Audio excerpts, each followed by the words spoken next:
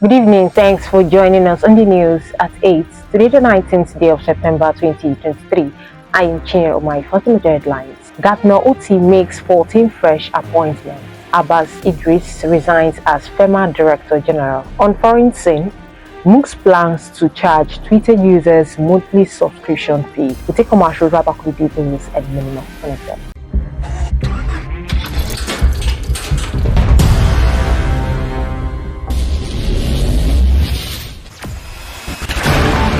Experience the smooth and strong feeling that consistently surpasses expectation.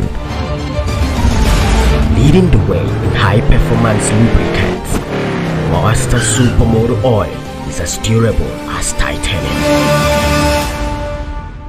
Welcome back. Now the details. The governor of Abia State, Dr. Alex Oti, has made 14 new appointments to fill existing vacancies in government offices.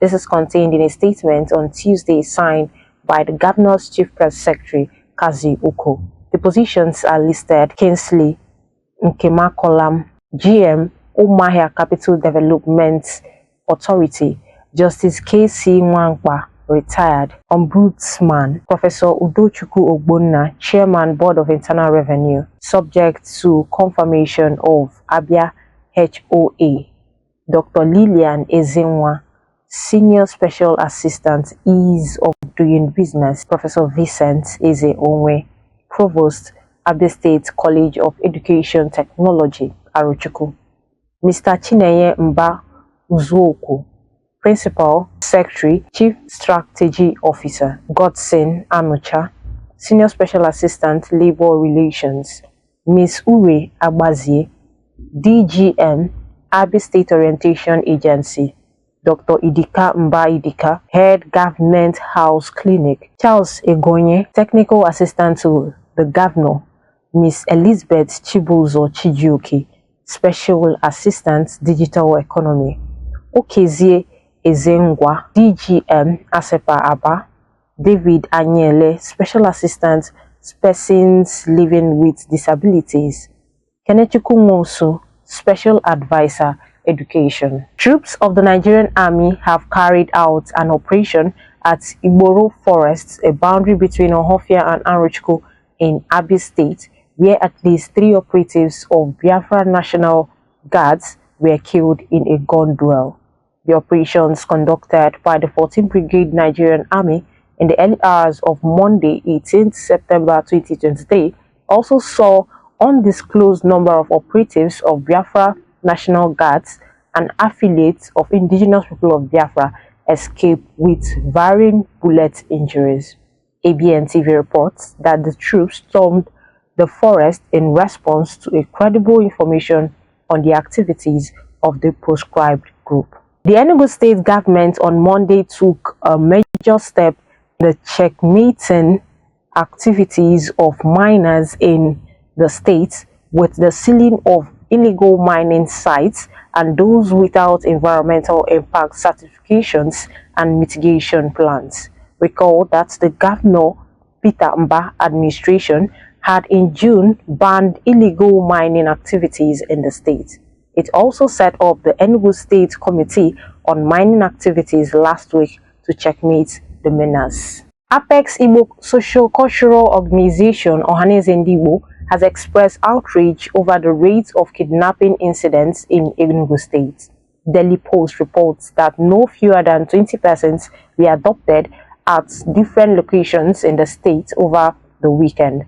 Among them were about 14 travelers abducted along the Enugu Uguogu Opi Nsukka Road on Friday, and a Catholic priest, Reverend Father Marcellinus Obioma Okide, who was kidnapped in Udi local government area of Enugu State, while a middle-aged man was killed during another kidnap incident in Uzo Owani local government area of the state. The Students' Union Government (SUG), led by its president Abbas Akinremi Ojo, on Monday during a press conference said the students will take action in the OAU management failed to revert its decision.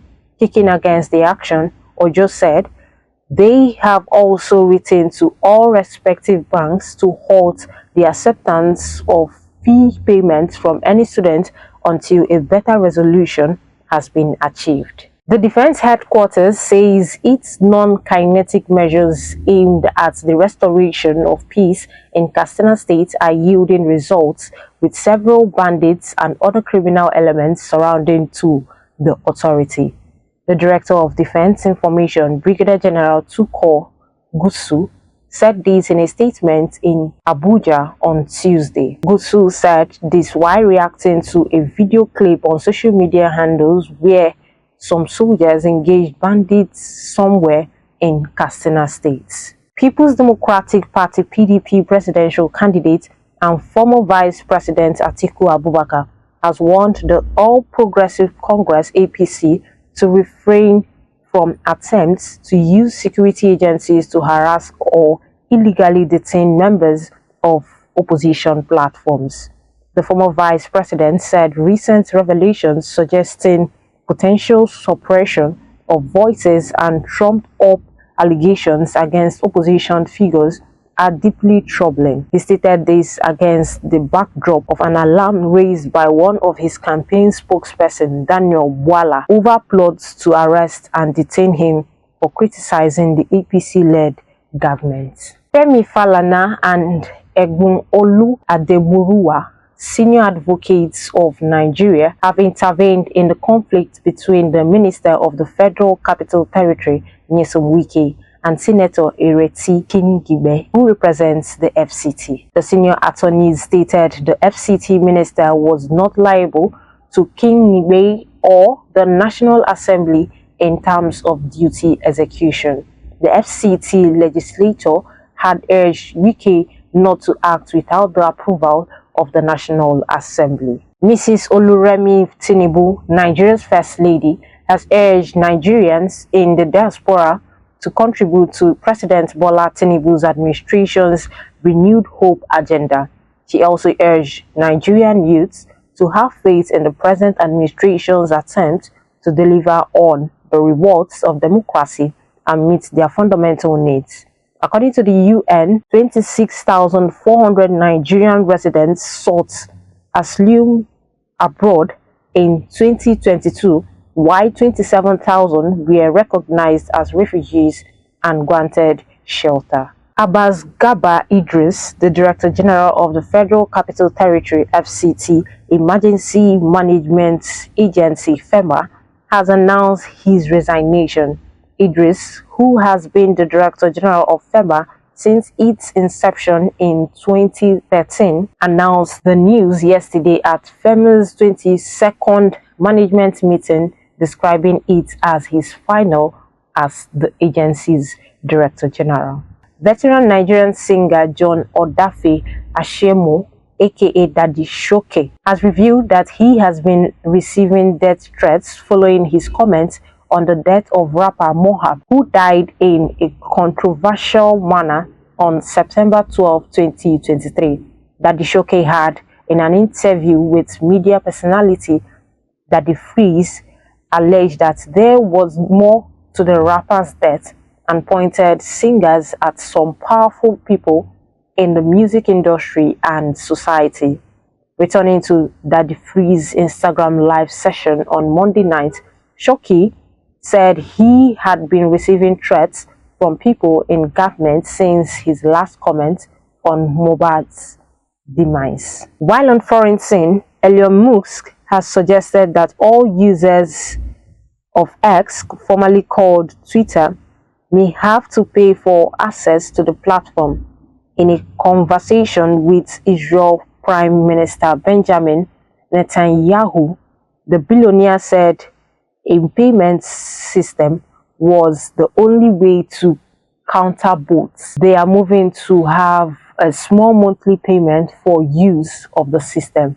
the Telsa and Speaks Expo said. And that brings us to the end of the news at 8. But before we go recap the major headlines, Governor Oti makes 14 fresh appointments. Abbas Idris resigns as FEMA Director General. On foreign scene, MOOCs plans to charge Twitter users monthly subscription fee. For these and many more, log on to our website at www.abntv.com.ng. You can also follow us on any of our social media platforms displayed on screen. Have a lovely night, friends.